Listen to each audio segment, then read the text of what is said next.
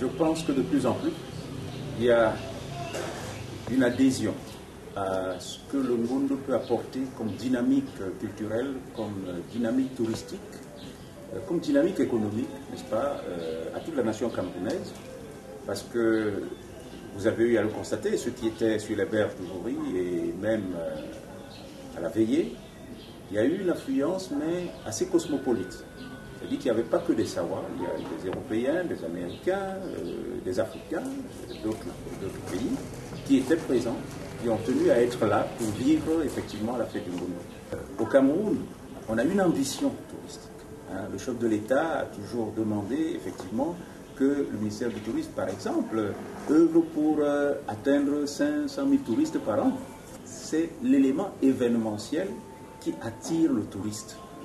L'événement Ngondo est exceptionnel. Il ne me souvient pas, j'ai également voyagé à travers le monde, il ne me souvient pas connaître un pays où il y a des courses de pirogues où vous trouvez 60 pagayeurs, 80 pagayeurs dans une seule pirogue. Ça n'existe pas. Je n'en ai pas vu de toute façon.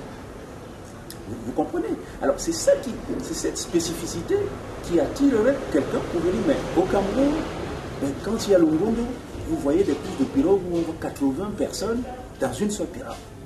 Et c'est formidable. La lutte traditionnelle, au Sénégal, prenons un exemple, la lutte traditionnelle sénégalaise, mais le lutteur sénégalais n'a rien envie à un footballeur professionnel. Vous voyez?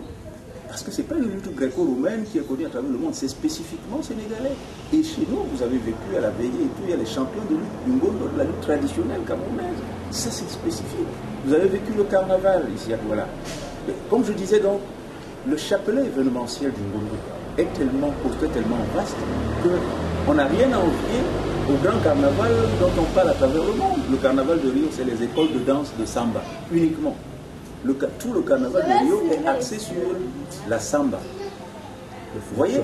Donc, mais chez nous, quand on parle du festival Ngondo, vous voyez la lutte traditionnelle, vous voyez le choix de la Miss, et la Miss Ngondo n'est pas que la beauté. Si vous avez vécu, c'est quelqu'un qui relate sur 10-15 générations.